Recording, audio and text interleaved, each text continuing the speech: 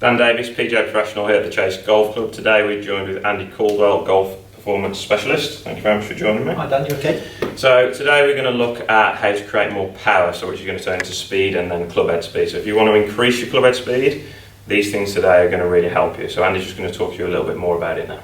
Yeah, an important thing to say is that every golfer wants to hit the ball longer and have a larger club head speed and long distances. But the key thing is with the previous videos is that we've usually and typically built a strength base to work power from, because strength is really critical to how people develop power. So I'd recommend that before people do power work, they've got a good quality and a foundation of strength, and then move on to this, from which they'll develop a high level of power. Definitely. So there's 3 key exercises here, nice and straightforward and simple. We need a bit of kit, but it's not overly complicated. Fantastic. Okay. So the first one we're going to look at is the med ball slam. 3 kg med ball, and don't use a heavy med ball for this. The key thing around this is rate of force development, and all of the research in golf performance has been done on 3 kg med balls to date. So try and get your hands on a 3 kg med ball where possible.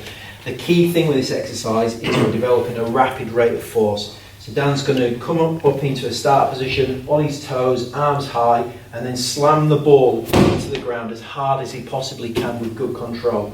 Okay, really throw that ball through the ground.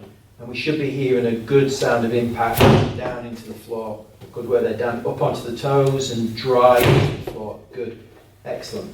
Okay, so med ball slams we typically do 4 or 5 sets of around about 4 to 8 repetitions. The second exercise is box jumps, and these are really nice because there's no downward force to have to land from. So Dan's going to set up here with a square on or linear box jump.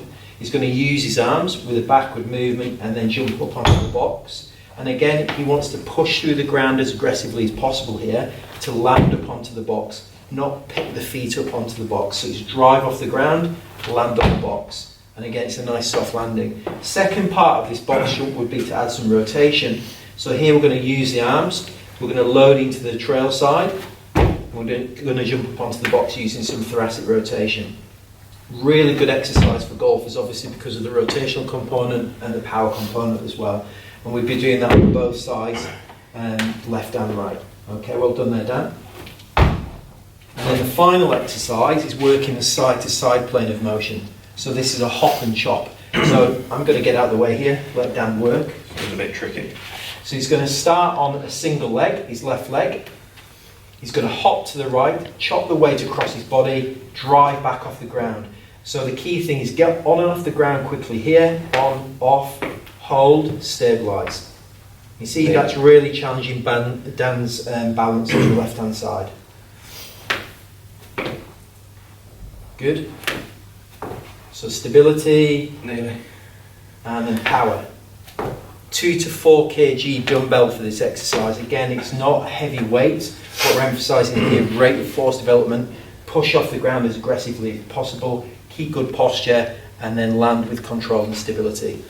If you can try those 3 exercises, they'll really help you out in developing some club head speed, but as I said before, have a good strength base and possibly interact with a health or fitness professional before starting them. Perfect. Thank you very much. No problem, Dan. Thank you very much, Pleasure. Dan. Thank you.